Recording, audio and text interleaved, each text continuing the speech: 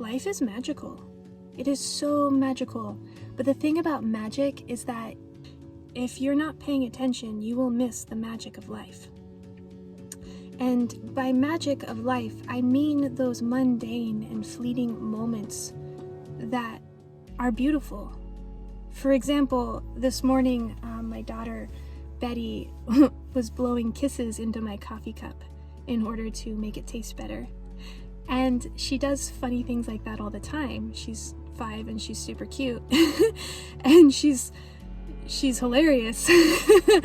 And she does funny little things all the time that I hate to say it, but I miss because I'm usually focused on something else or trying to complete a task, or I'm in my head and not fully present. Well, this morning I was able to be fully present with my daughter and fully present with the mood of the morning, you know, hearing the gentle breeze through the trees and the bird song, and the comfort of being able to sit in bed with a hot mug of coffee, and my daughter was sitting next to me and blowing kisses into it, and I just thought that was so precious. And I've mentioned this before. I've mentioned that life is precious, every single part, every moment of it. Recently, I mentioned that there is no right or wrong, there is no good or bad, there's only experience. And experience is informational data that we can collect and use as a tool to help us move into alignment with what we care about, with our truth, with what it is that truly makes us fulfilled and engaged with life. Every moment of life is absolutely magic, and the quality of that magic really depends on whether we're with it or not, because you know what makes life magic? Our engagement with it. Yeah, our presence, our mindful presence of the current moment is what makes it precious and magical. So that is why I am a yoga teacher. That is why I write and I speak and I make these videos and I create all of this content reminding us again that life is precious, it is filled with magic, and the ingredient that makes that magic, the ingredient that kindles the magic of the moment is your attentiveness. It's your willingness to be present with exactly what it is. So we move, it is possible, we do this all the time, we move through moments that are actually uncomfortable. But what makes those moments uncomfortable? I think it's our avoidance or our clenching against what we perceive to be uncomfortable or what we are afraid of feeling. So even the uncomfortable moments, I want to encourage us to feel those too. Be with those too. Those are our great teachers. Discomfort, pain, suffering, adversity, while I wouldn't wish those things on anybody, absolutely not, I do also have to say that they are great teachers because they connect us with the core of existence. They connect us with the heart of life.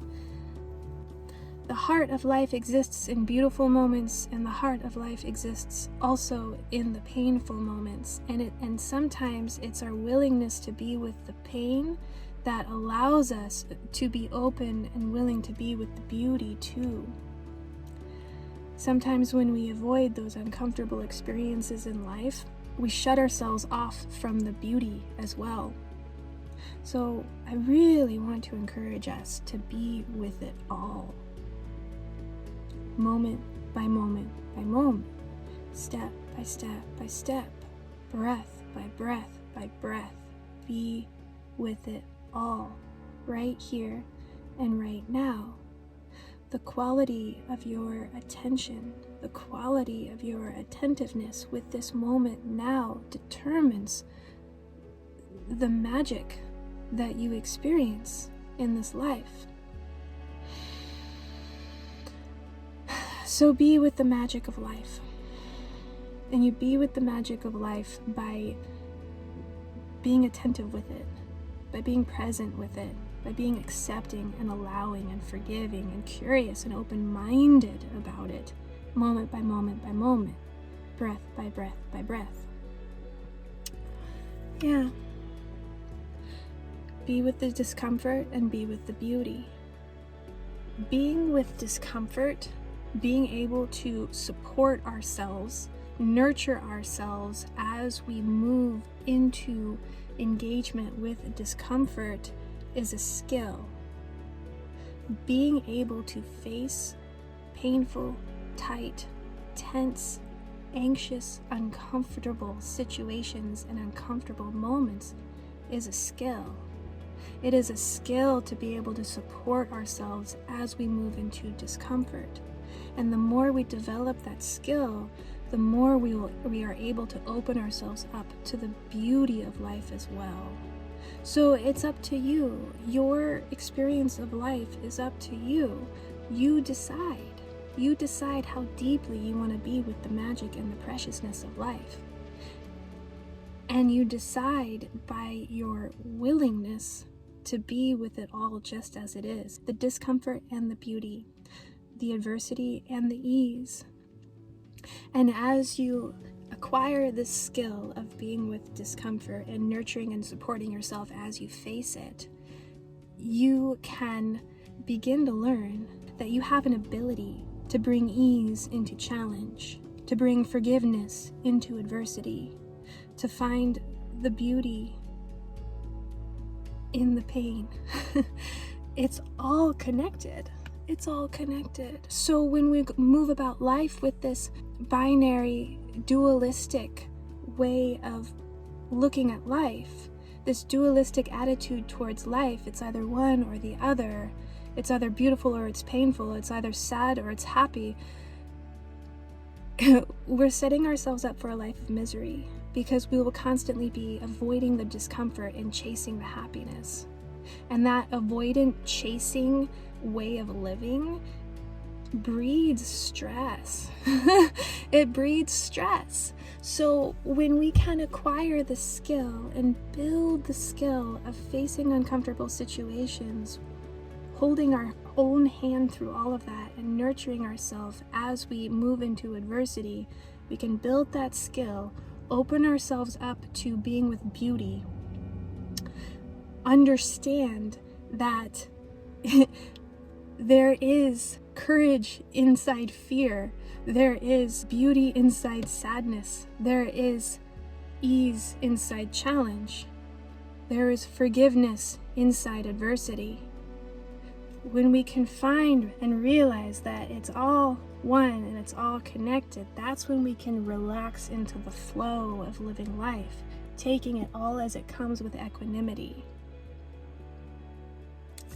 Yeah, so being able to be with the moment just as it is, courageously facing exactly what is in front of you right here, courageously facing exactly what is inside of you right here and right now.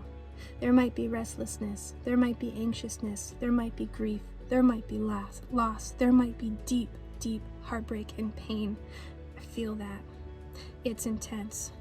And I'm not insensitively disregarding your pain.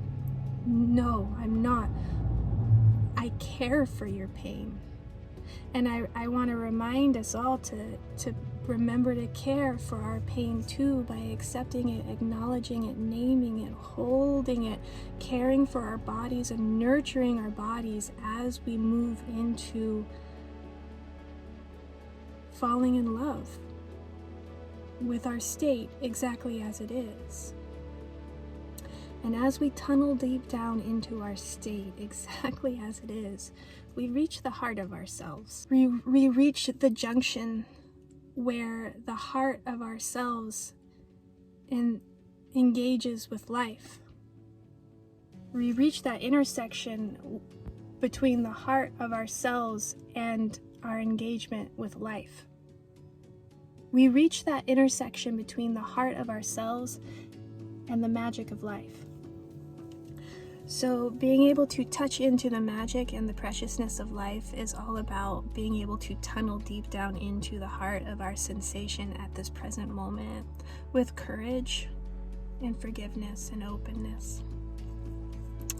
Yeah, so I think what I really wanted to say in this talk today is I wanted to say that life is magic, every single moment of it.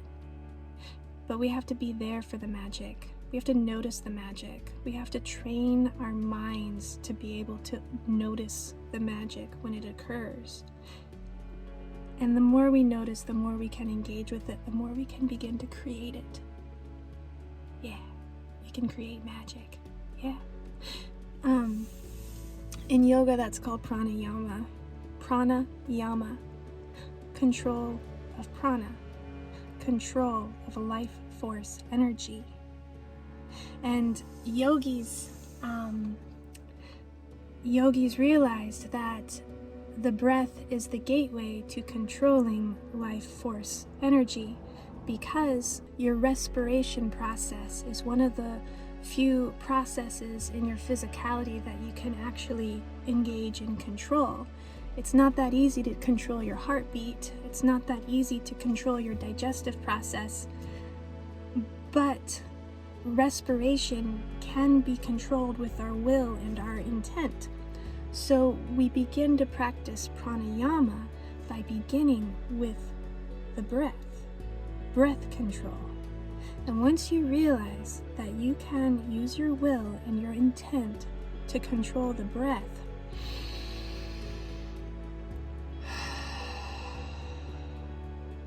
you realize you can use your will and your intent with other things too. So being attentive, engaging with life, courageously moving into uncomfortable moments, and using will and intent to make choices for yourself as you move and engage with life. That's the sauce. It's the sauce. Yeah. Paying attention, being present, engaging with magic and the preciousness of life, and using your will and intent to control your breath. Take a deeper breath and take a fuller exhale. And then you can use your will and intent with other things in your life as well. You don't really have to put too much focus on making things happen for yourself. The practice really is realizing you can make the choice for yourself. Remember your sovereignty. You are a sovereign being. You are in charge of yourself. And it starts with your breath. Remembering that you are sovereign begins with taking a deeper breath with your very own will and intent. So do that now. Breathe in, be with the breath. Breathe out, be with the exhale.